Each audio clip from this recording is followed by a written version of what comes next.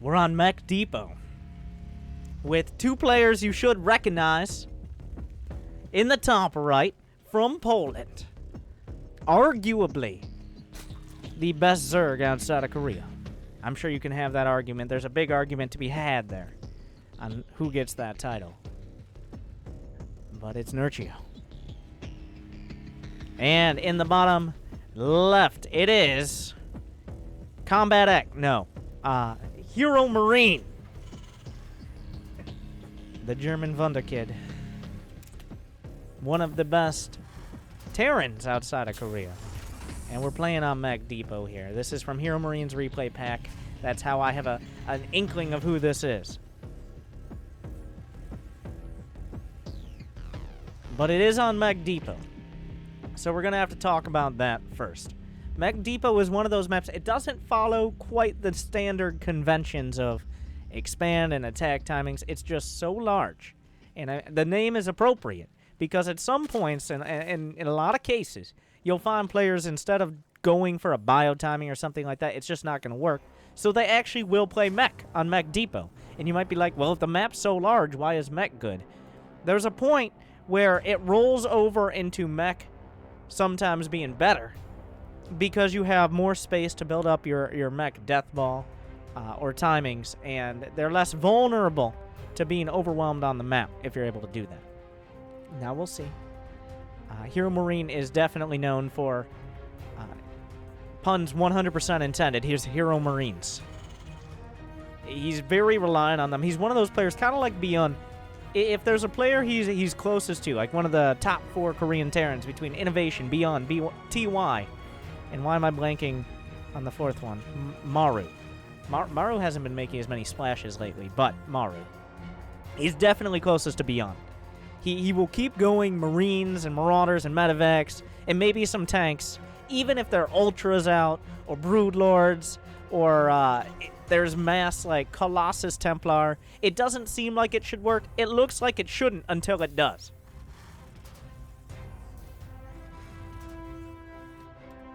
So we'll have to see.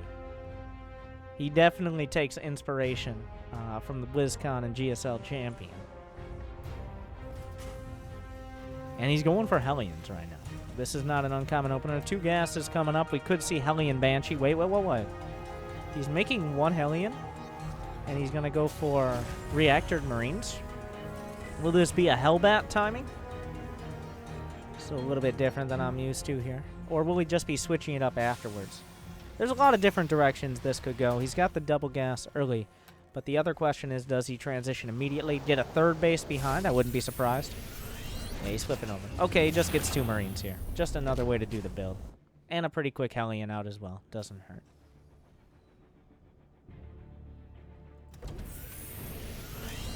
Now the question is, what are we going to see come out of the starport? Because he has a lot of gas. This has to be a tech lab, right?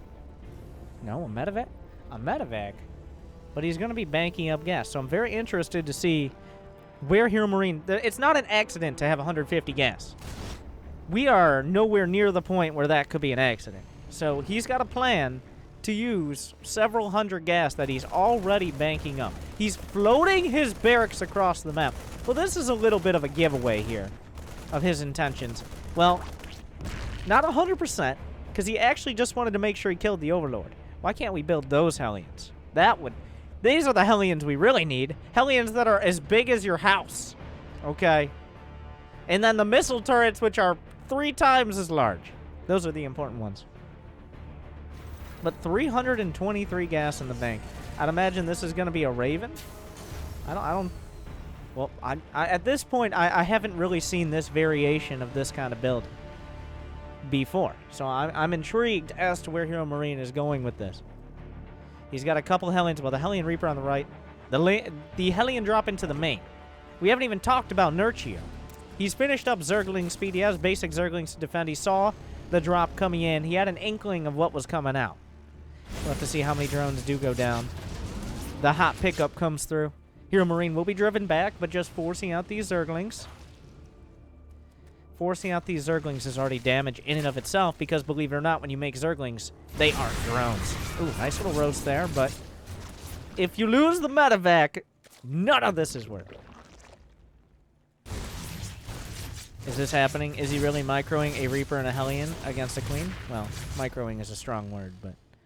And now here is the real play out of HeroMarine. He's gotten a third base, but now double armory before additional factories. This, well, he's going to try to mech it happen. This says, I am not going to try to kill you until, like, at least 4 minutes from now. My upgrade's going to be... He does not have enough production to potentially kill Nerchio. He can do damage. He can maybe get a good run by, but there's no way he's killing him until his next factory's finished, until he gets units that aren't Hellions in general. This is a full macro mech game. He's just decided to go all the way in this direction. He's using Hellions for map control to impose himself on the map to make sure he can control the creep. He doesn't get counterattacked by Zerglings. And if he could force out roaches, that'd be nice. But maybe he can kill drones, but this is more for creep control. Because one of the big weaknesses of mech is if you play too defensive, then suddenly the creep is 3/4 of the way across the map by the time you want to move out.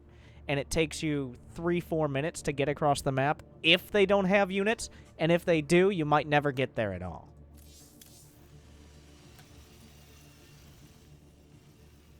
Alright, 1-1 is on the way. Mech, weapons, and plating here, so he's going for the ground. A strategic Raven coming up. He's targeting down drones. How many kills are we looking at so far? 7. But this Raven is not just here for the auto turrets. This Raven will be used to help clear up creep later.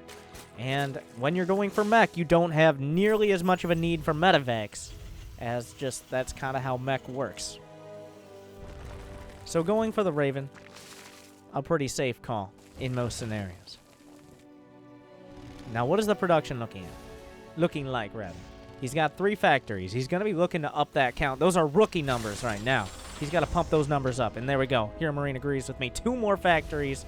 He's slapping on as he's punching out the Thors. Going for a more battle mech style. He's just now making the very first siege tanks. Now, the reason he goes for the Thors first is because of this exact scenario, the mobility. 2 siege tanks aren't going to do anything. 2 siege tanks can easily be countered, but 2 Thors add a lot of backbone to a quick push. And, of course, you can move them around in the medevacs. Here comes the Raven in, trying to get an angle here, but it will actually snipe a Queen. Get a couple drones as well, not too bad.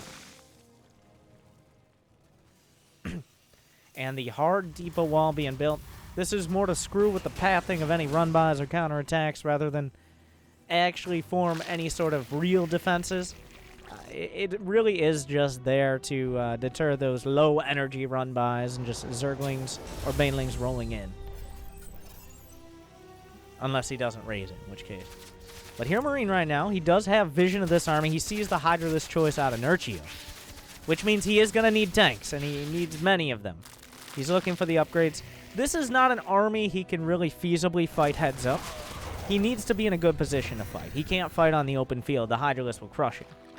It would be a different story if we were talking more about either Swarm Hosts or like a Mutiling Baneling style. Because in that case, you want to try to be hitting a timing. But Hydraling Bane is kind of a brawler type of style. You want to be out on the map, and you want to be fighting and trading. So if HeroMarine fights him straight up, he's going to lose. Now that's, of course, why he's sitting behind his wall. He's doing some light Hellion run-bys. He's throwing down auto turrets. He's delaying Nerchio, but he's not going to move out against this. He's got 2-2 on the way. He's got big investments. He's waiting to pay off. There's no reason to be losing your units now.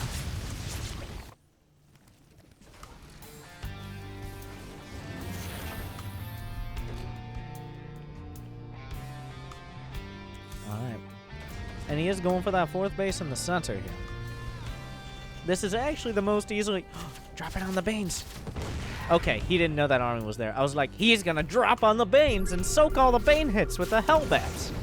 Nope, he had no idea that army was there.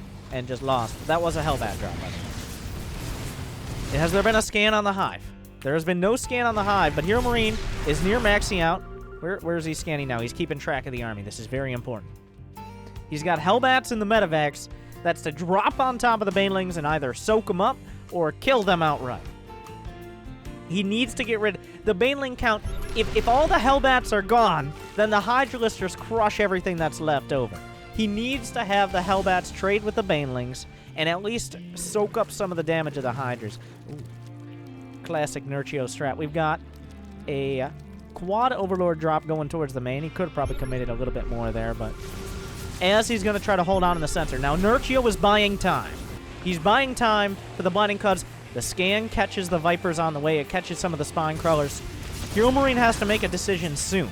Does he continue to press forward, or does he pull back defensively? Because the main base, this has been scouted out. HeroMarine's coming back. He does have some Vikings, but they're not going to be quite here in time. Okay, a couple tanks will siege up. He will drop on the edge of the base. Nerchio microing this drop through. At the same time, he's catching an army out in the center. The siege tanks doing what siege tanks do best. The drop will come out for the most part, but HeroMarine had just enough time to bring his forces back and defend. It's 170 supply at the same time. HeroMarine's moving forward, but he's on the creep, and he wasn't sieged up. A blinding cloud will blind most of those siege tanks. The Thor will be ripped to shreds. The siege tanks will be bitten off as well. HeroMarine with a ton of production, though. He mostly cleaned up the attack with minimal losses in the main, so Nerchio actually just gave away a ton of supply and thousands of resources and doesn't really have the critical mass or the economy to replenish it, bring himself back up to 200, and do it again. So has Nerchio traded too heavily? He still has the Vipers. He's got an Ultralisk and Chitinous Plating on the way, but these are 2-2 siege tanks, and there are a lot of them now, and they're stepping onto the creep uncontested. A Hellion run by on the other side. Nerchio with a handful of Hydralisks able to pick it off. Alright, some queens being caught out. Stray queens, they're always nice to pick up.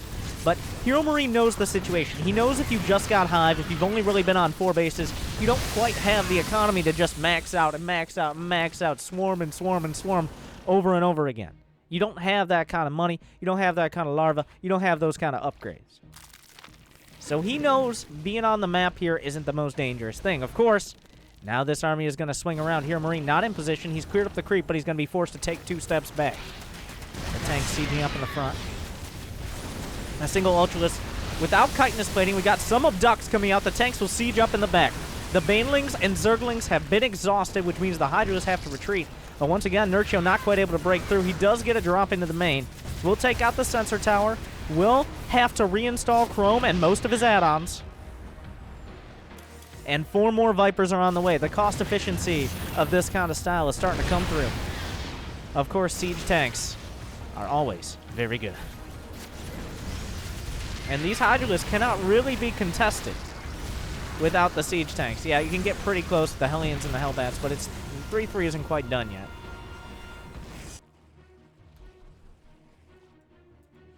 Nerchio relying on this Ling and Lisk type of style. This trading, this fighting style here. He's not going for Swarm Hosts. It looks like he's going to find his way towards Broodlords or at least Corruptors.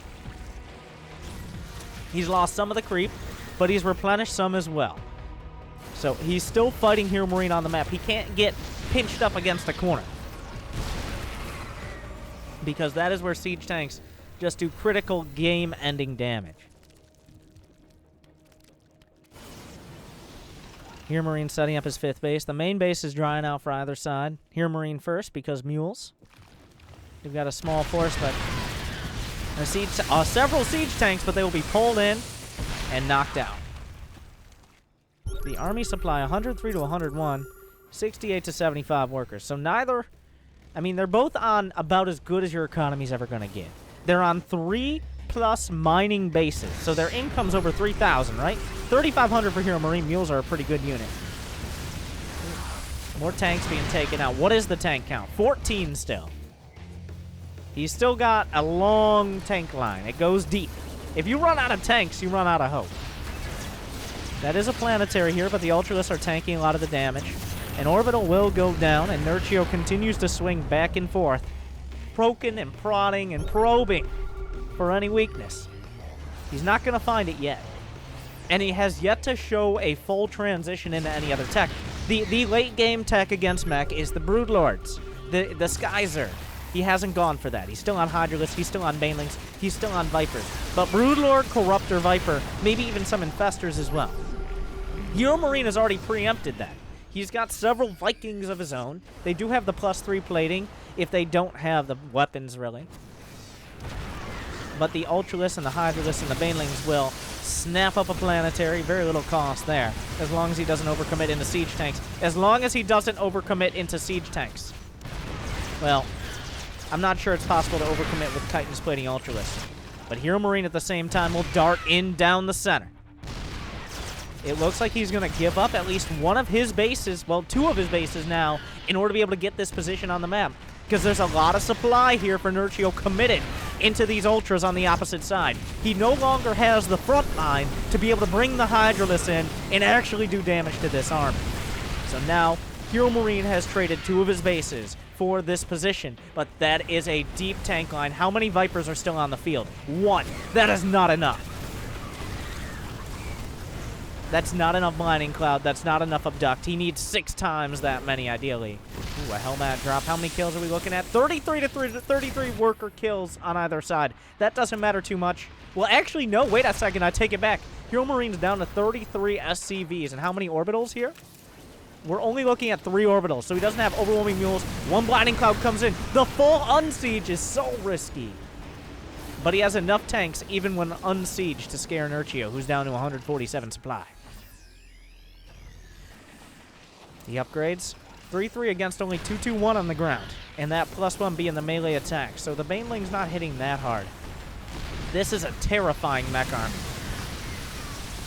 But he's kind of disjointed right now. He's able to pick off a few siege tanks at the back. He's starting to nibble and chew through what he can, but a single Hellbat's starting to rack up the kills. It's 117 to 159 supply. The full base trade out of Nerchio. He doesn't have a late game. He doesn't have a transition. He doesn't have anything else but this counterattack, and he has to work his way through these defenses. There's no Swarm Host. There are no Broodlords. I don't even think... Okay, there's 1 Viper in a Dream. Okay, there was... Wow, okay. He needs that. The Viper's the only way he even can try to fight these tanks. Nothing else matters. HeroMarine's actually going to be out of income. He's down to 13 SCVs, and that number's going to be in single digits in just a moment. But the tanks are moving up into the main. Nerchio is taking another base in the corner, and we're going into a base race right now, but this is a Terran player. Don't forget, and he's got 126 supply of siege tanks, of Hellions, of Hellbats, and of Vikings. There's still a lot of Ultralisks, but they're badly, badly bruised. HeroMarine is going to be at essentially 0 income, but Nerchio is going to be joining him very soon.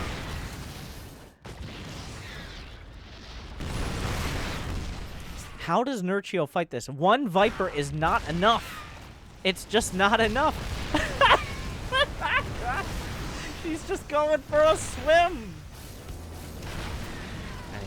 But he has to be very careful. If he gets caught on creep in a bad spot, is he going now? Is now the time. 1 Blinding Cloud. The siege up at a poor timing. He has to get on top of these tanks. They do so much damage with those +3 upgrades. He's microing the Hydralisk back. The Ultralisk tanking so much of the damage, ironically enough. But Nerchio has been brought to 43 supply. This base can't really mine, but he's done it. And the rip. HeroMarine, he gave up 2-3. He gave up his entire economy to take a potentially game-winning position, and he held on to it.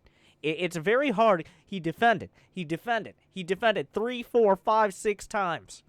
And then at some point, he had had enough, and he said, I have what I need, and went across the map. Nerchio getting caught a little bit off guard, didn't have enough to break through, and HeroMarine takes it with mech on Mech Depot.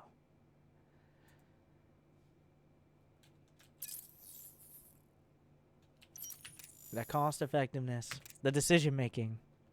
HeroMarine plays mech a lot different than he plays bio, which is very interesting. But, GG.